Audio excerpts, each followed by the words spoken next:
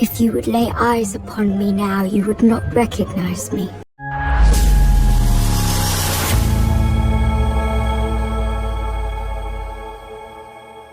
हे everyone, so आज की story एक ऐसी रॉयल लेडी की है जिसे वर्ल्ड स्नो क्वीन के नाम से जानती थी। ये स्टोरी 17th सेंचुरी के एक पावरफुल किंगडम की है। एक ऐसा टाइम जब स्किन कलर सिर्फ ब्यूटी का सिंबल नहीं, इनफैक्ट एक सोशल स्टेटस का बैज था। टैंड या डार्क स्किन का मतलब होता था कि आप आउटडोर काम करते हो, फील्ड्स में, सनलाइट में, और कोई उसकी वैल्यू नहीं थी। बट व्हाइट स्किन का मतलब होता था कि आप रॉयल हो, रिच हो और लाइफ का लग्जरी एंजॉय करते हो, जहाँ लुक्स और अपीयरेंस सिर्फ पर्सनल चॉइस नहीं, इनफैक्ट एक पॉलिटिकल स्टेटमेंट होते थे। उस टाइम में फेयर स्किन को ब्यूटी का अल्टीमेट सिंबल माना जाता था। लोग बिलीव करते थे कि जो स्किन ज्यादा व्हाइट है वो ज्यादा रिच, क्लासी और पावरफुल है, और स्नो क्वीन अपने एरा की सबसे फेयर स्किन वुमेन मानी जाती थी। बट ये नेचुरल ब्यूटी नहीं थी। इस परफेक्शन के पीछे था एक डेंजरस सीक्रेट, डेली यूज होने वाला मेकअप जो लेड और मर्क्यूरी जैसे हार्मफुल केमिकल से बना था। जो लेड कार्बोनेट होता है ना, वो फेस को इंस्टेंट व्हाइट और स्मूथ शो करता है, बट लॉन्ग टर्म में skin irritation, hair loss, wrinkles and lead poisoning करता था, जो मेमोरी लॉस, डिप्रेशन और ऑर्गन डैमेज तक ले जाता था। और जो मर्क्यूरी सल्फाइड है, उससे रेड लिपस्टिक बनाने के लिए यूज होता था, जो लिप्स और चीक्स को ब्राइट कलर देता था। But mercury nervous system damage करता था, स्किन को ब्रिटल बनाता था और वाउंड्स को स्लो हील करता था।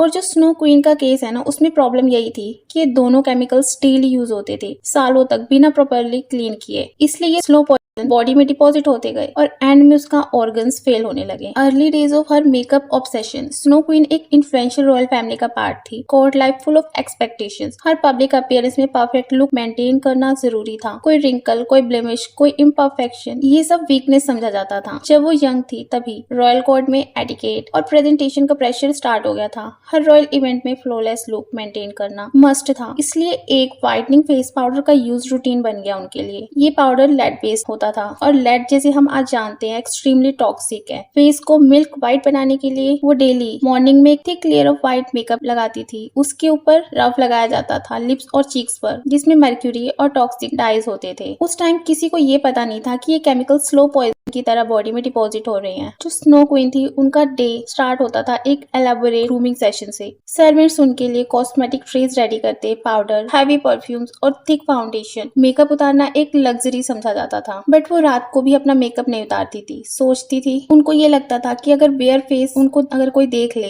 तो रॉयल इमेज ब्रेक हो जाएगी। इस कांस्टेंट कवरेज का एक साइड इफेक्ट ये हुआ कि स्किन के पोर्स ब्लॉक हो गए, नेचुरल ऑयल बैलेंस डिस्टर्ब हो गया और स्किन ग्रेजुअली डैमेज होने लगी। उनकी जो डैमेज होने लगे वो कैसे दिखने लगे थे? पहले छोटे सिम्टम्स आए जैसे skin irritation, redness, hair thinning, but time के साथ साथ प्रॉब्लम्स और ज्यादा बढ़ने लगी, like memory lapses, lead poisoning का symptom, extreme fatigue, mood swings और डिप्रेशन, हेयर लॉस, रिंकल्स और डार्क पैचेस। ये सब सिम्टम्स लेड और मर्क्यूरी पॉइजनिंग के होते हैं। डॉक्टर्स ने एडवाइस किया कि वो मेकअप का यूज कम करे, but for a royal woman bear face दिखाना एक इंसल्ट समझा जाता था। और उसका रिजल्ट क्या हुआ? वो ज्यादा मेकअप लगाना स्टार्ट हो गया उनका, और ये इसलिए किया गया ताकि डैमेज हाइड किया जा सके। वो एक विशियस साइकिल में फंस चुकी थी। स्किन डैमेज होता तो और ज्यादा मेकअप लगाती उसको हाइड करने के लिए, और जितना ज्यादा मेकअप लगाती तो और डैमेज होता। इसी की वजह से उनको हेल्थ प्रॉब्लम्स उनकी बढ़ने लगी। जब हेल्थ प्रॉब्लम्स बढ़ने लगी तो स्नो क्वींस डॉक्टर्स को अपने पास नहीं आने देती थी। उसे लगता था कि बिना मेकअप के कोई उसका चेहरा दिखेगा तो उसकी डिग्निटी चली जाएगी। रिपोर्ट्स के अकॉर्डिंग उनके जो हैंड्स थे और फेस पे परमानेंट स्कार्स बन गए थे,